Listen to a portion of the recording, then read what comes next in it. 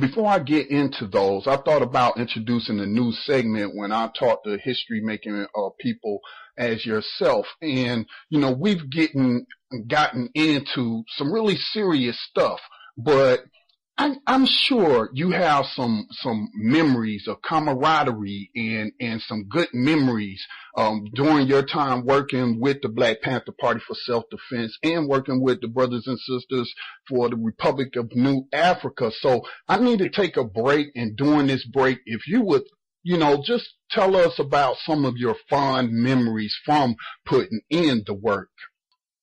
Yes. The first thing that comes to my mind was in the early 1970s. I had already been in the party for some years, but also began to work with the Republic of New Africa as Regional Minister of Interior. And my goal was to bring about, it still is, by the way, is to bring about as much unity as possible.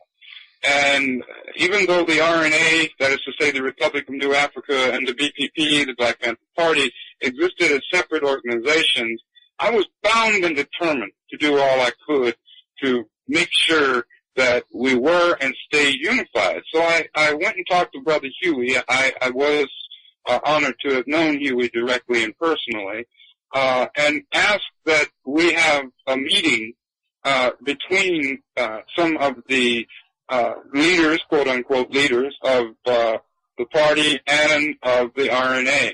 This meeting did take place.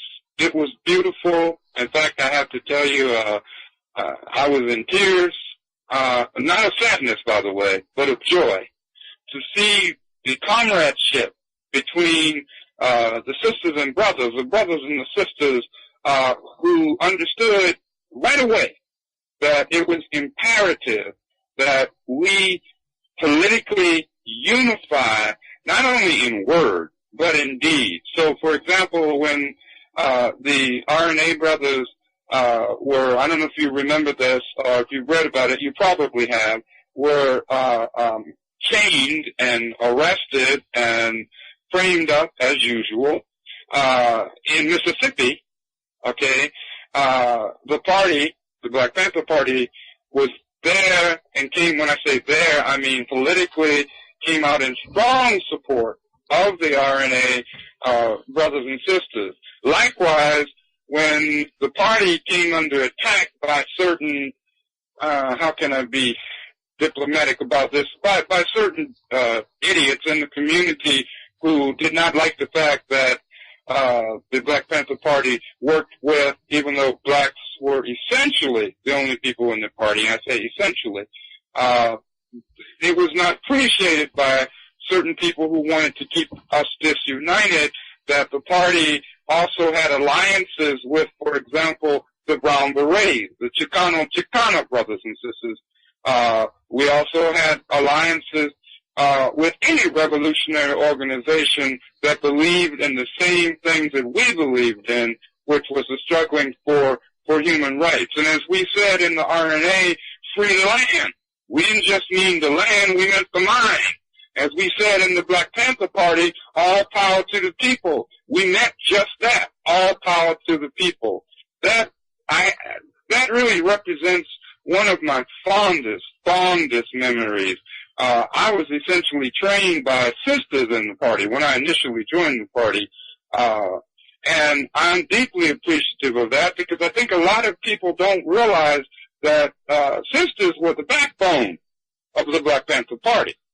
And sisters, had it not been for our sisters, there would have been no Black Panther Party. And, the same can really also be said about the RNA, the Republic of New Africa. So I know that there is great potential, but we've got to wake up. We've got to wake each other up. We've got to share. We've got to educate, agitate, organize. And I hope what I'm saying makes some at least of sense.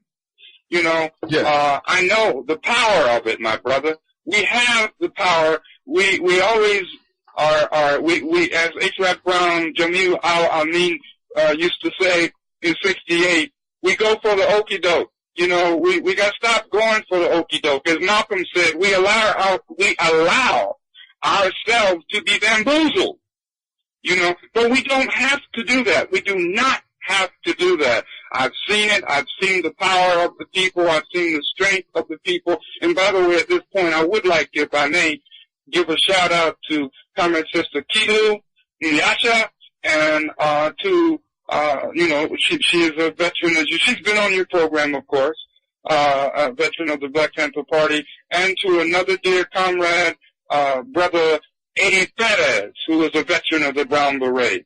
So I just wanted to stop it there.